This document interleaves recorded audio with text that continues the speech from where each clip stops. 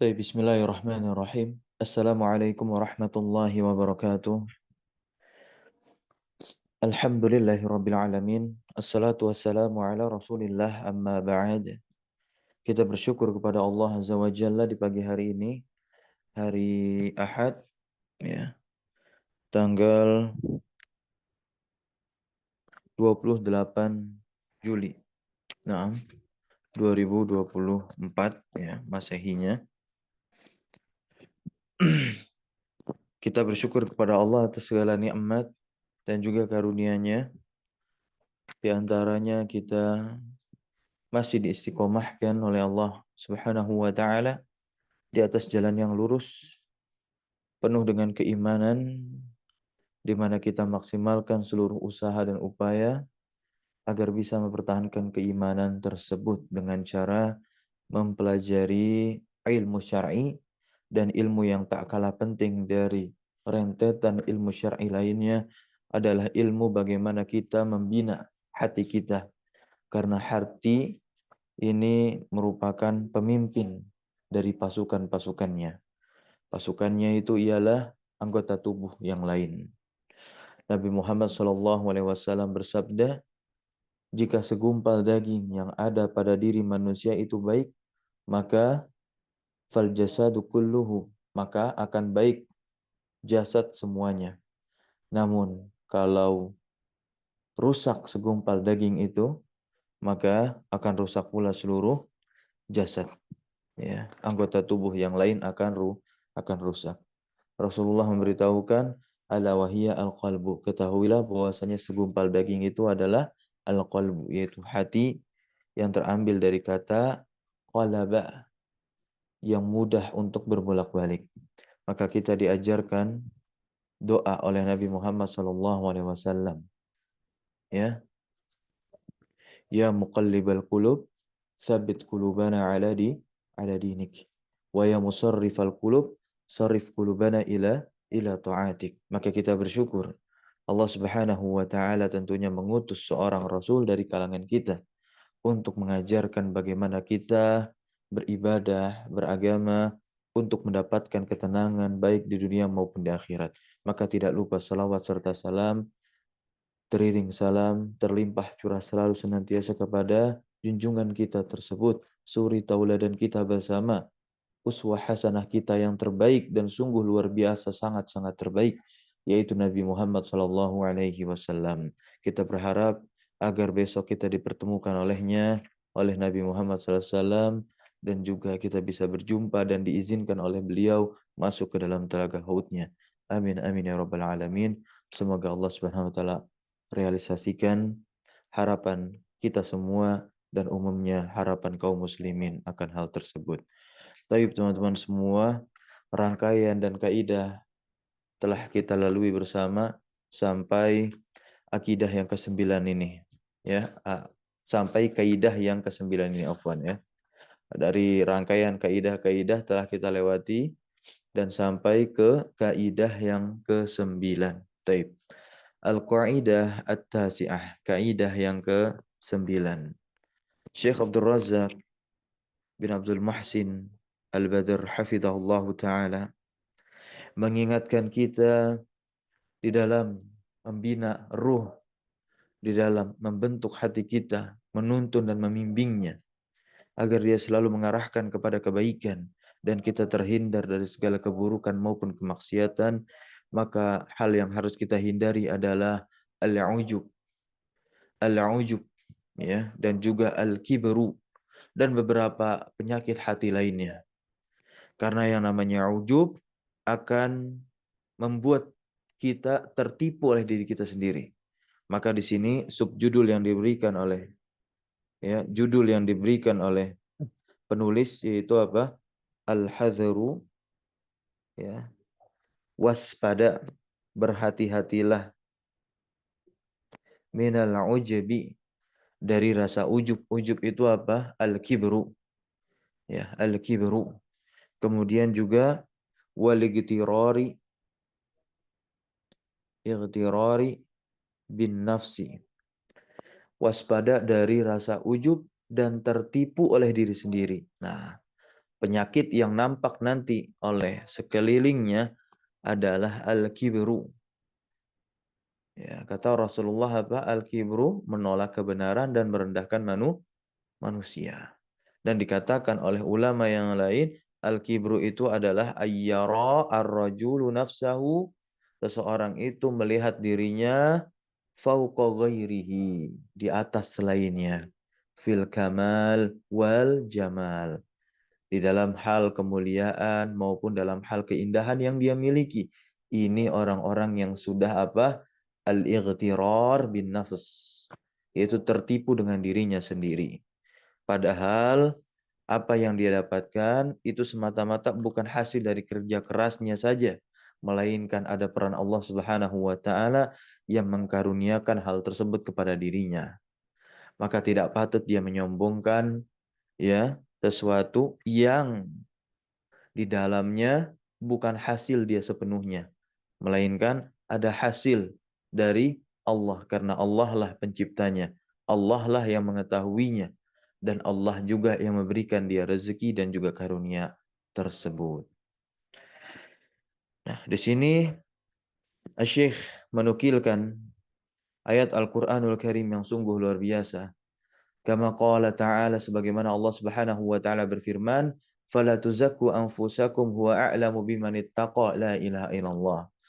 Allah Jalla wa ala melarang kita hambanya, la tuzakku anfusakum, janganlah kalian mensucikan diri kalian.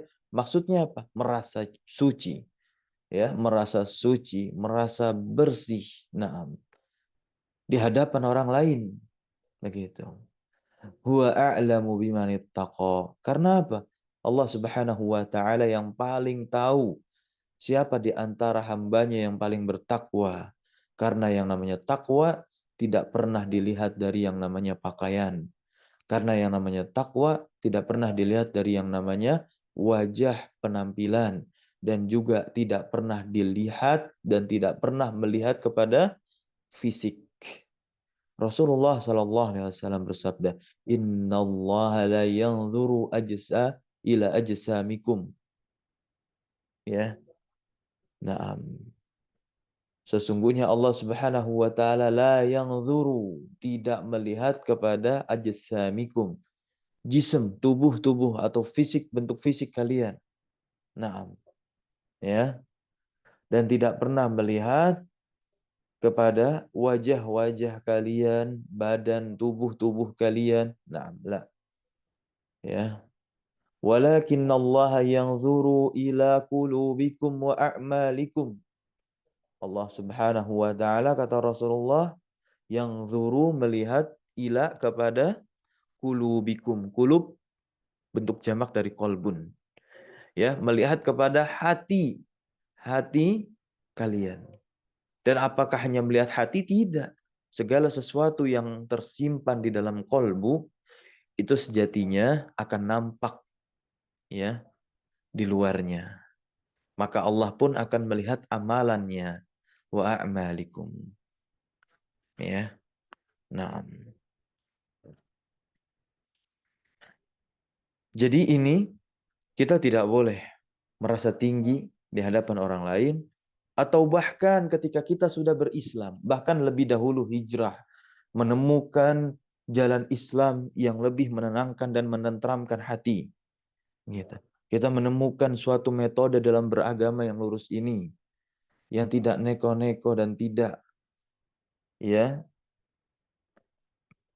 berlebihan.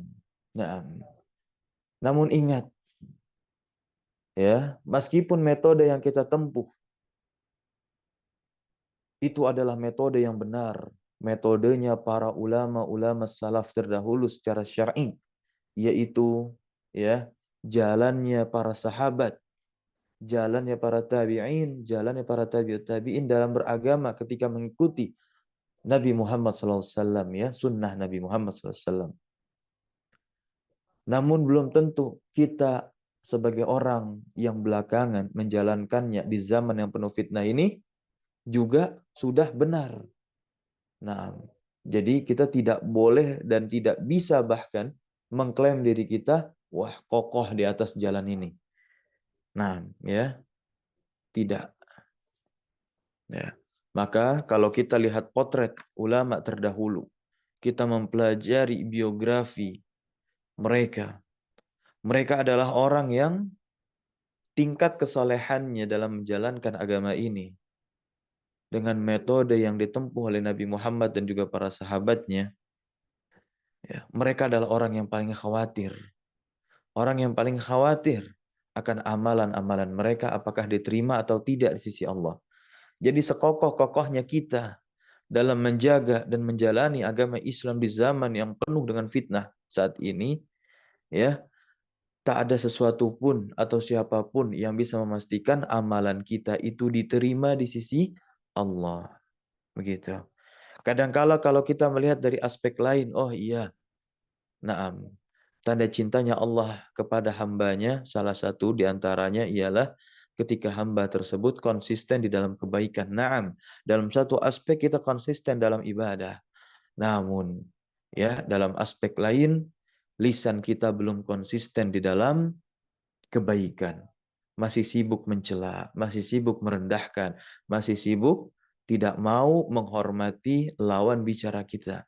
Nah, ya, meninggikan background latar belakang kita, meninggikan durasi lamanya kita belajar ketimbang dengan orang-orang yang baru belajar. Islam tidak pernah mengajarkan demikian. Islam mengajarkan untuk apa? Berdakwah dengan santun, berbicara dengan baik, ya, berbuat dengan penuh kesopanan. Ketika ada kalanya kita menegur, maka Islam tidak pernah mengajarkan menegur dengan bumbu celaan, tidak pernah. Rasulullah tidak pernah demikian, ya. Nah, dan telah dipraktekkan oleh Nabi kita Muhammad SAW. Ketika beliau itu dicela, ketika beliau itu diingkari, ketika beliau itu dimusuhi, nah, bukan karena beliau itu mencela dan merendahkan, tidak. Karena memang dakwah beliau ketika itu nahi mungkar, ya. Emosi beliau stabil, ya. Tidak seperti kita di zaman saat ini, zaman sekarang. Ketika kita nahi mungkar, kadangkala emosi ikut tersulut di dalamnya, akhirnya setan masuk dan menggelabui kita. Hingga akhirnya celaan dan cercaan muncul. Maka bagaimana mungkin orang yang kita dakwahi mau dengan kita, ya? Nah, maka kita harus perhatikan konsep ini. Walaupun memang sudah konsekuensinya orang yang nahi mungkar itu akan dimusuhi. Tapi jangan sampai itu dijadikan pembenaran untuk kita menyisipkan celaan-celaan di dalam dakwah nahi mungkar kita ketika melihat kemungkaran. Kemarin kita sudah belajar pekan kemarin, ya. Baik. Nah, ini yang harus kita perhatikan. Fala tuzakku anfusakum huwa a'lamu biman ittaqa. Kata Asy-Syaikh di sini, fanahallahu azza wa jalla. Allah Subhanahu wa taala di sini naha, melarang, an madahin nafsi la ilaha illallah. Allah Subhanahu wa taala melarang dari memuji diri sendiri, memuji diri sendiri. Ya, nah, bima yadul. Nah, ya. Contoh perkataan kalau kita lihat di kalangan anak muda, dapat rezeki dari Allah, ya kan? Melalui perantara makhluknya, ya, bisa dia dapatkan rezeki dari atasannya. Nah, atasan itu kan adalah apa? Perantara dari Allah SWT untuk menyampaikan apa? Rezeki kepada hamba yang mendapatkan rezeki tersebut. Kemudian si anak muda ini bilang, rezeki anak saleh. Nah, ini jangan gunakan kata-kata demikian, ya. Meskipun terkesan bercanda, itu tidak elok untuk dijadikan bahan bercanda, ya. Lalu bagaimana dengan istisna fil iman? Nah, ini, ya, apa maksud dari istisna fil iman, ya? Kita memang diperintahkan untuk apa? Mengatakan diri kita sudah beriman. Tapi apa?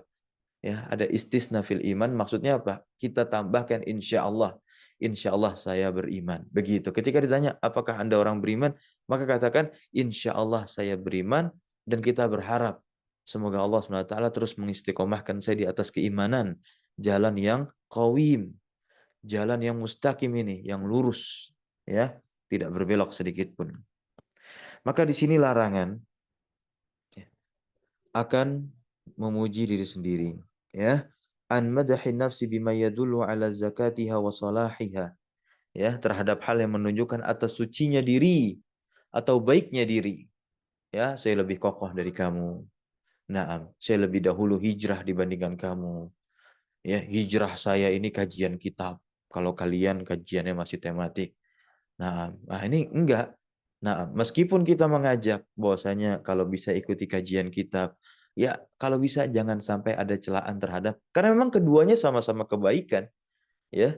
Kajian kitab baik, kajian tematik baik. Nah, kita berikan saran dengan penuh hikmah. Nah, kajian kitab kita akan belajar secara runut, intensif. Nanti tematik sebagai pelengkap dengan tema-tema tertentu.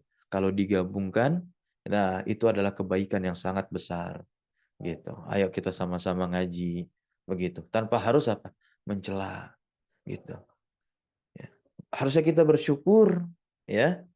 Dia baru masuk, maksudnya baru berhijrah begitu ya. Nah, maksudnya berhijrah di sini, dia baru mengembangkan dirinya untuk apa? Memperdalam agama Islam, agamanya sendiri.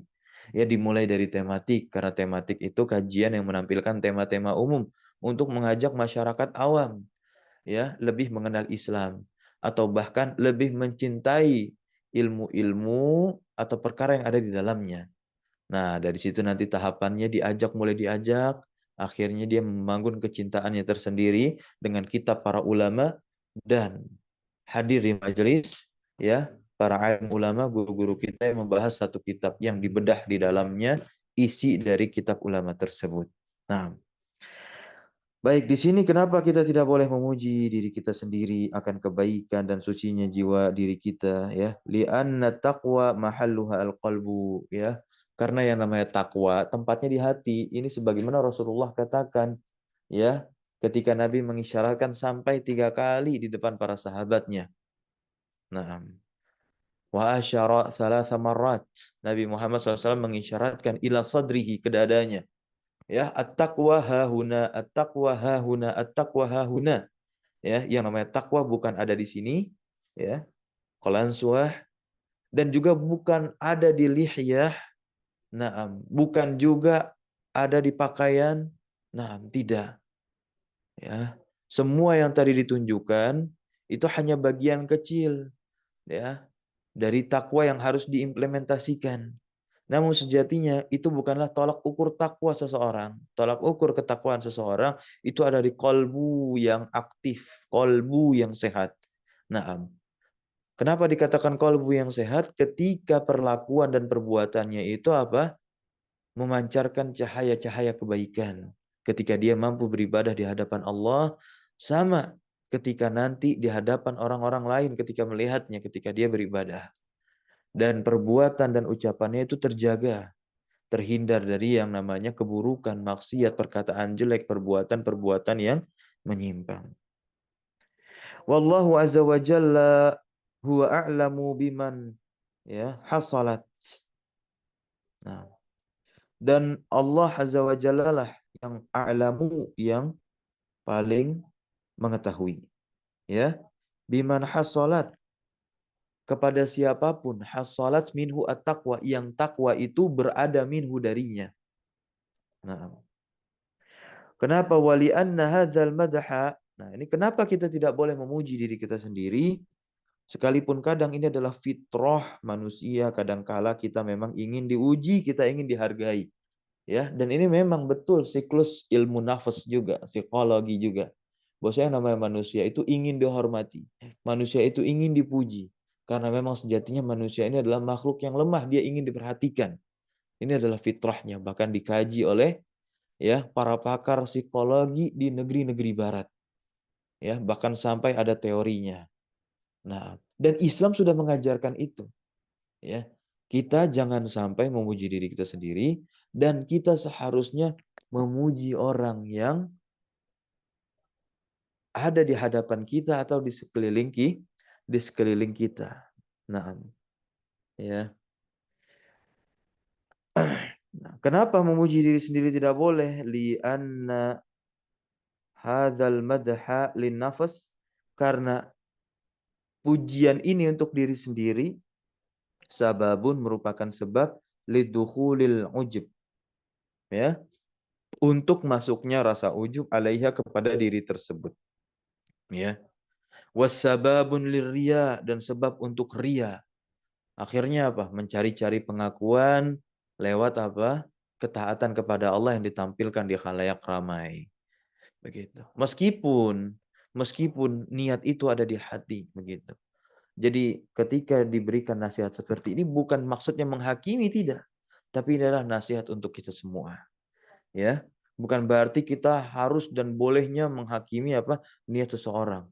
Ketika ada seseorang yang menampilkan nasihat ya di khalayak umum, begitu, kita langsung suuzon, niatnya jelek, ria. Enggak kan? Tidak boleh juga demikian. Karena ingat, perkara niat itu ada di hati dan tidak ada satupun orang yang mengetahui hati orang lain, isi hati dari orang lain. Ketika dia menampakkan kebaikan, ya sudah, kita support, kita dukung. Kalaupun kita ingin mengingatkan perkara niat agar niatnya nanti tidak tercampur dengan niat yang buruk, maka ingatkan jangan sampai kita apa? Menjatuhkan semangat dia untuk apa? Mendakwahkan Islam. Ketika memang terdapat kesalahan dalam dakwahnya, kita beritahukan dia. Begitu. Begitu. Agar dia tahu batasan. Bukan sampai kita marahi, ya. Jangan sampai kita hakimi, dan jangan sampai kita larang, kamu nggak usah berdakwah, begitu. Ya, kamu nggak usah berdakwah, belum pantas. Begitu. Kalau ditanya siapa yang udah pantas berdakwah? Ustadz yang sudah duktur masih terdapat kesalahan. Ya, ada orang lain yang mengoreksi. Nah, baik dari sisi bahasa Arabnya, qawaid nahwunya, pernah juga kejadian, ya, baca kitabnya salah. Nah, ya, manusia ini tidak akan pernah lepas ya dari yang namanya kesalahan. Intinya ketika kita melihat orang itu dikoreksi dan dia mau untuk kembali kepada koreksian tersebut, ya, berarti dia memiliki usaha untuk apa? Memperbaiki dirinya, dan itu yang luar biasa. Dan itu yang luar biasa. Dan itulah Islam ya mengajarkan hal tersebut. Nah, kenapa riya dan ujub itu adalah muhbitun lil amal? Apa itu muhbitun? Yang bisa merusak amalan. Kita tahu kalau kita belajar syirik itu ya. Nah, syirik itu ada syirik akbar, ada syirik asgor. Ya, ada syirik akbar, ada syirik asgor. Ya, kita tahu syirik akbar itu apa? Yang bisa mengeluarkan seseorang anil millah, dari agama Islam. Ya. Sedangkan yang asgor itu hanya merusak amalan, menjadikan pelakunya apa? Fasik. Ya, tidak sampai kafir, keluar dari Islam. Namun itu juga bisa jadi wasilah kalau dia terus-menerus mempertahankan hal tersebut. Ya, di antara syirik asghar itu apa? Ria, ujub, ya kan? Kibr, sombong, ya, penyakit-penyakit hati lainnya. Nah, ya. Berikutnya, wal mukmin. Nah, ini bagus, ya. Wal mu'minu mahma ijtahada. Masya Allah. Dan seorang mukmin, seorang yang beriman, betapapun dia bersungguh-sungguh, ijtihada, yajtahidu artinya bersungguh-sungguh. Fi fi'lis salihat. Nah, ini kita berkaca pada diri kita sendiri ya, termasuk kami yang berbicara, membacakan kalam ulama di sini. Ya, kita sama-sama belajar, kita sama-sama membina diri kita. Ya. Betapapun seorang mukmin, kata Syekh nih, kata penulis, ya. Betapapun seorang beriman itu bersungguh-sungguh dalam melakukan kesalehan, perbuatan baik yang diperintahkan Allah dan Rasul-Nya. Bahkan konsekuensi ketika seseorang itu melakukan perbuatan yang diperintahkan oleh Allah, maka dia pun apa? Ijtinabi al-muharramat. Ya, menjauhi, bukan cuma ninggalin nih. Kalau ninggalin apa? Pernah melakukan, tapi ini ijtinab, menjauhi perkara-perkara yang diharamkan. Ya, mulai dari zina, mulai dari khomer, perkara-perkara yang diperselisihkan makruh dan haramnya, seperti rokok dia tinggalkan, begitu. Ya, karena keluar al-khuruj minal khilaf, ya, keluar dari perselisihan itu lebih selamat. Nah, fa innahu la yazalu muqassiran. Masya Allah. Nah, di sini titiknya ya. Maka sesungguhnya seorang mukmin itu ya senantiasa masih muqassir. Apa muqassir? Lalai. Ini sifat manusia, lalai. Nah, ya. Kenapa Rasulullah bersabda ad-dinu nasihat, agama Islam ini nasihat? Karena memang semua manusia itu butuh nasihat. di antara ulama ada yang mengatakan, kalau ditanya orang yang paling butuh nasihat itu siapa? Adalah orang yang sering memberikan nasihat. Ya. Orang yang paling memberikan nasihat, ujian akan semakin tinggi. Maka dialah orang yang butuh untuk dinasihati. Ya. Kalau ingin melihat kepribadian ya orang tersebut baik atau tidak, ketika dia tergelincir dalam satu kesalahan, ditegur begitu. Kemudian dia merasa benar gitu. Nah, ini yang bahaya. Nah, sudah ada penyakit ujub dan dia pun apa? Ightirar, tertipu bin nafs dengan dirinya. La ilaha illallah. Kemudian zaliman li nafsi, betapapun kita bersungguh-sungguh dalam melakukan kebaikan dan menghindari keburukan, tetap saja kita menzolimi diri kita sendiri. Ya, tetap saja kita menzalimi diri kita sendiri. Nah, ini penting sekali. Ya. Apa di antaranya? Akhirnya apa? Nah, ini yang harus kita nasihati ya. Orang-orang banyak yang berbicara Islam saat ini. Dia berikan nilai-nilai keislaman kepada orang lain. Dia bikin poster-poster kajian, dia bikin poster-poster nasihat melalui aplikasi Canva, aplikasi selainnya, atau ketika dia tidak mampu membuat hal tersebut, dia repost. Begitu. Namun ternyata dia menjadi lilin untuk yang lainnya dan dia membakar dirinya sendiri. Nah, maka kita harus ingat ayat di surah At-Tahrim, ya ayyuhalladzina amanu qu anfusakum, ini adalah prioritas dakwah. Kalau kita ingin berdakwah di dalam agama Islam, apa? Ya ayyuhalladzina amanu qu, diri kita sendiri, kita belajar begitu. Ya. Wa ahlikum. Kemudian apa? Keluarga, sanak saudara terdekat seperti itu. Ya, baru kita luaskan jangkauan dakwah. Karena ada satu kejadian, ya, ketika seorang dai dia berdakwah dari kampung ke kampung, dari kota ke kota, ya, dipanggil sana sini. Namun keluarganya, anak dan istrinya tidak pernah diajarkan Islam, ya. Hingga akhirnya anak dan istrinya tidak tahu apa-apa tentang Islam. Ini bahaya sekali. Bahaya sekali. Bukan berbeda ya ketika anak dan istrinya sudah diajarkan, tetapi ya seperti itu, ya masih menyimpang dalam segi perilaku. Itu yang disalahkan bukan kepala keluarga, karena kepala keluarga sudah semaksimal mungkin ya menempatkan dirinya sebagai seorang apa? Mudarris, mengajarkan. Bahkan ketika ada ilmu yang tidak bisa diajarkan, dia carikan guru untuk anaknya ya. Begitu. Ya, ketika istrinya juga diperkenankan untuk belajar kepada guru-guru yang lain, semisal tahsin dan semisalnya. Nah, tapi kalau misalnya masih ada penyimpangan-penyimpangan atau juga perbuatan-perbuatan perilaku keluarganya yang tidak dibenarkan dalam syariat Islam, nah itu udah di luar dari apa? Nah, suaminya. Nah, karena dia telah apa? Berusaha dan berupaya yang terbaik. Nah, seperti itu. Berbeda kalau memang tidak diajarkan sebelumnya, begitu.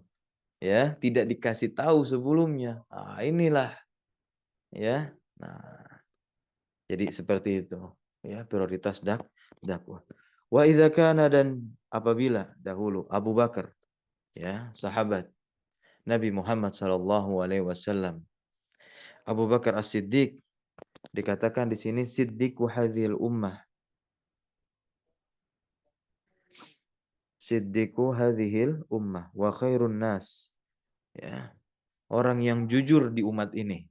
Wa khairun nas, dan orang yang terbaik ba'dal anbiya, setelah para nabi. Masya Allah. Lamma sa'ala nabiyya, tatkala Abu Bakar bertanya kepada Rasulullah sallallahu alaihi wasallam, meminta kepada Rasulullah ayyu allimahu du'aan, agar Rasulullah itu apa? Mengajarkan suatu doa. Yada'ullaha, agar na'am Abu Bakar ini bisa berdoa kepada Allah bihi, dengan doa tersebut, fi sholatihi, baik di dalam sholatnya, na'am, maupun dalam perkara-perkara lainnya. Allamahu, kemudian Rasulullah sallallahu alaihi wasallam pun mengajarkannya, ayyakula, agar Abu Bakar mengatakan apa? Allahumma inni. Nah, Masya Allah. Sekelas sahabat saja, sekelas sahabat saja, na'am, masih takut ya akan amalan yang dia lalui, ada yang tidak diterima oleh Allah. Nah, dan dia pun memohon kepada Allah agar apa yang dia lakukan dan amalan yang telah dia lalui itu diterima oleh Allah.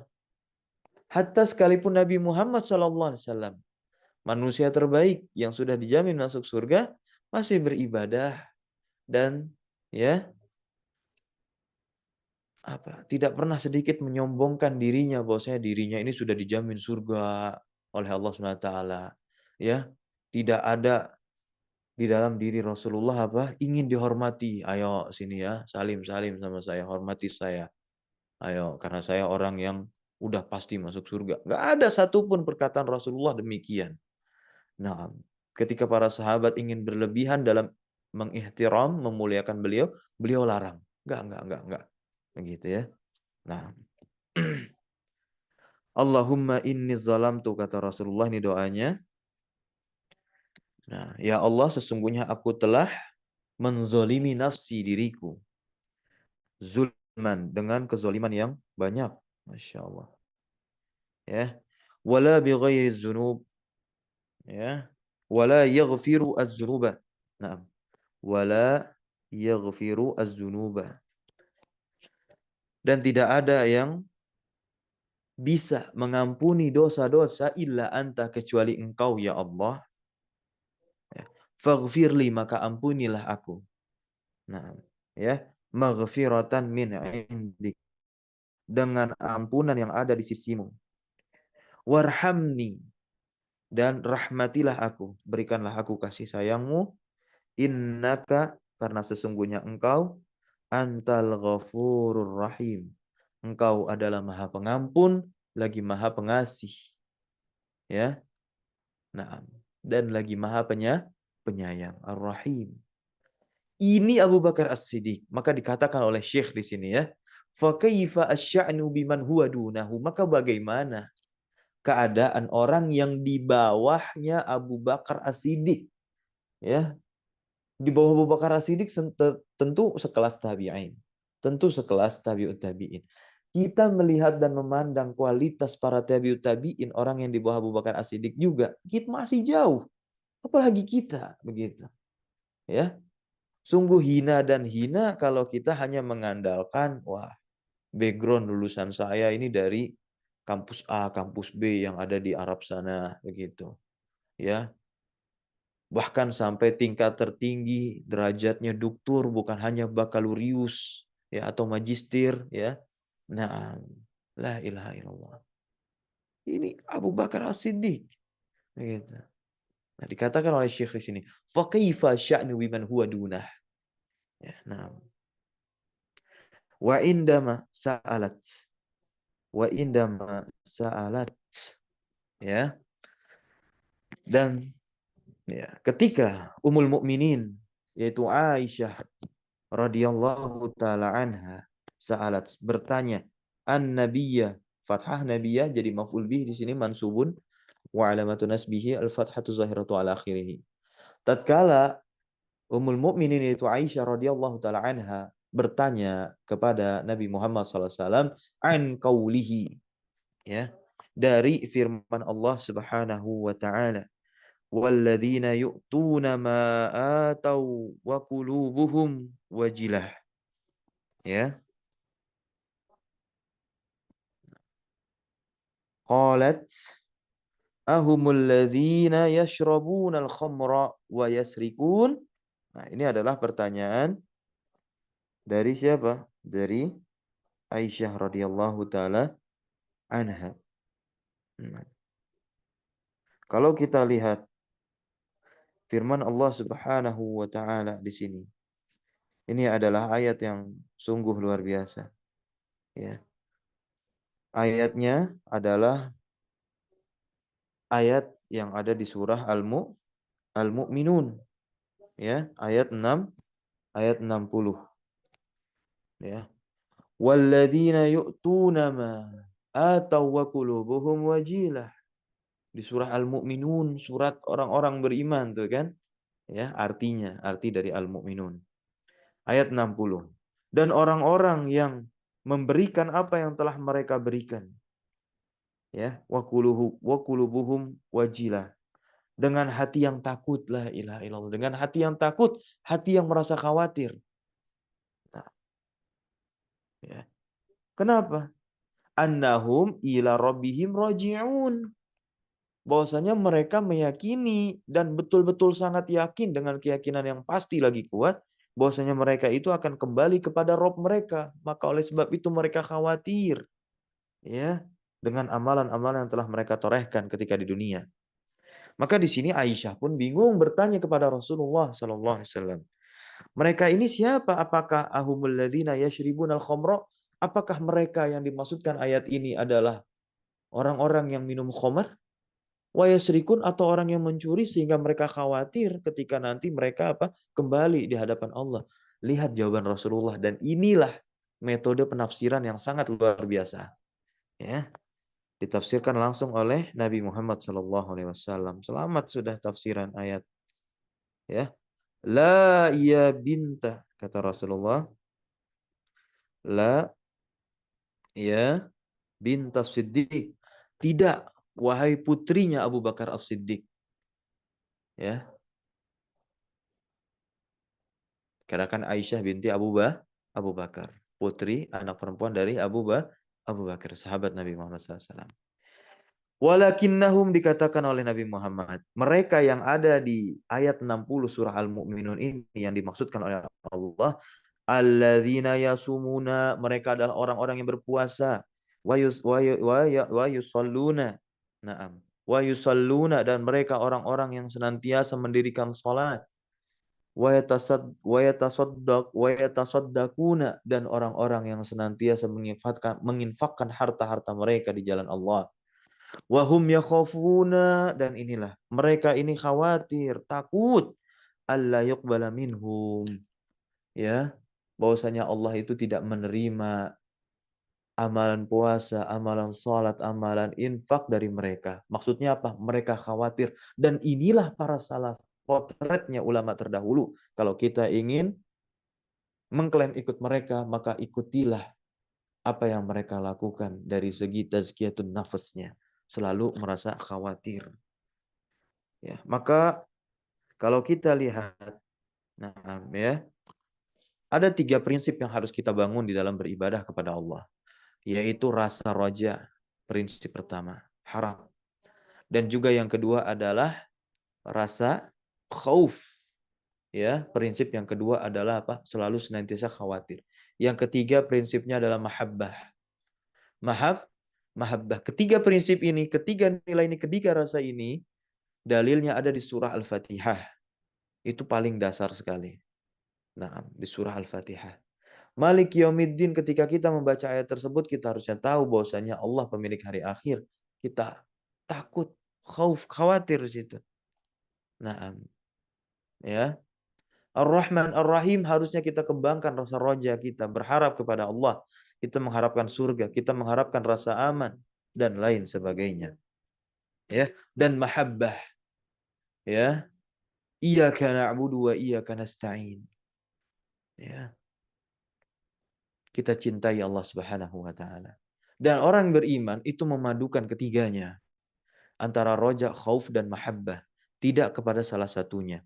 Karena kalau salah satunya saja, nah kita akan menjadi kelompok yang sesat. Bukan lagi ahlus sunnah wal jamaah.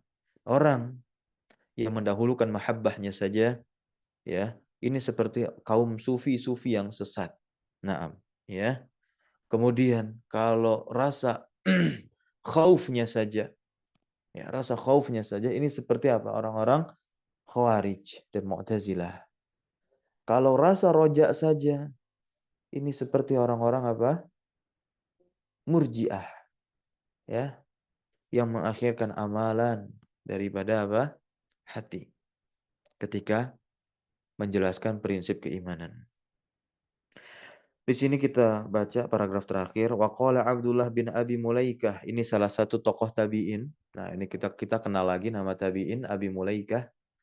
Na'am rahimahullah ta'ala. Beliau mengatakan, Adroktu thalathina.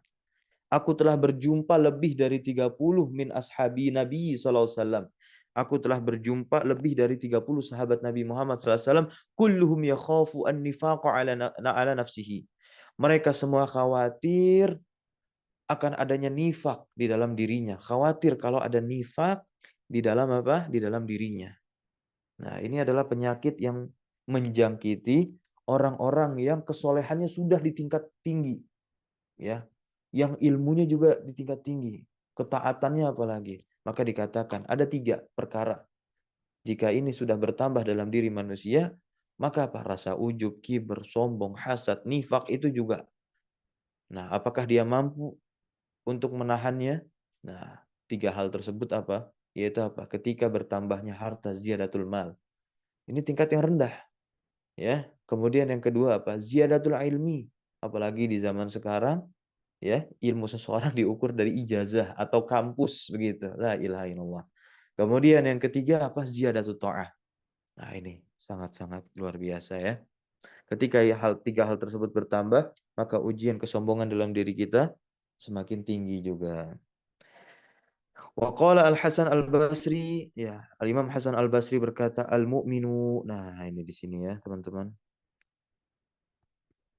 Seorang yang beriman itu adalah orang yang jamaah ihsana. Nah, yang bisa mengumpulkan ihsan kebaikan dan juga syafaqatan kasih sayang. Nah, ini yang disebut orang yang beriman kata Imam Hasan Al-Basri. Sedangkan munafik, al-munafiku jama'a isa'atan. Munafik itu orang yang mengumpulkan apa? Keburukan, wa amnan dan rasa aman. Maksudnya bagaimana? Ketika orang melakukan keburukan, kemudian dia merasa aman ya dari apa yang dia lakukan. Kayaknya nggak kenapa-napa saya. Ini orang munafik nih. Ya, dan ini banyak sekali zaman sekarang. Ya, begitu. Kamuflasenya bagaimana? Dengan dia berpenampilan dengan penampilan layaknya orang-orang Islam, ya, memakai pakaian penutup aurat, ya, pakaian-pakaian seperti sunnah Nabi Muhammad SAW atau pakaian-pakaian seperti istri-istri Nabi Muhammad SAW, ya, tapi di luar itu dia melakukan kemaksiatan keburukan, akhirnya dia merasa aman akan hal tersebut. Nah, ini ya, ini semoga Allah SWT menghindari kita dari jenis ya munafik ini begitu. Tsumma ta'ala al-Hasanu, kemudian al-Imam Hasan Al-Basri pun membaca firman Allah, innal ladzina hum min khasyati rabbihim musyfikun. Sesungguhnya orang-orang yang mereka inilah yang apa namanya? Takut akan azab Allah, ya, khasyati rabbihim, karena khawatir ketika nanti mereka berpulang di hadapan Allah Subhanahu wa taala, ya. Barakallahu fikum. Kita cukupkan pertemuan pagi hari ini. Semoga bermanfaat untuk kami pribadi maupun teman-teman yang mendengarkan. Dan semoga Allah SWT senantiasa membantu kita untuk mengamalkan amalan-amalan yang baik. Dan senantiasa agar kita bisa terhindar dari perkara-perkara yang buruk. Amin ya rabbal alamin. Allahumma amin.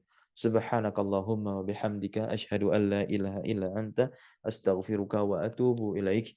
Allahumma alimna ma yanfa'una wanfa'na bima 'allamtana wa zidna ilma. Allahumma arina al-haqqa haqqan warzuqna tiba'ah wa arina al-batila batilah warzuqna ijtinabah. Wa sallallahu sallama ala nabina Muhammadin walhamdulillahi rabbil alamin. Syukran jazakumullah khairan ala hudurikum wa barakallahu fi ulumina. Wassalamualaikum warahmatullahi wabarakatuh. Waalaikumsalam warahmatullahi wabarakatuh. Amin wa iyyakum.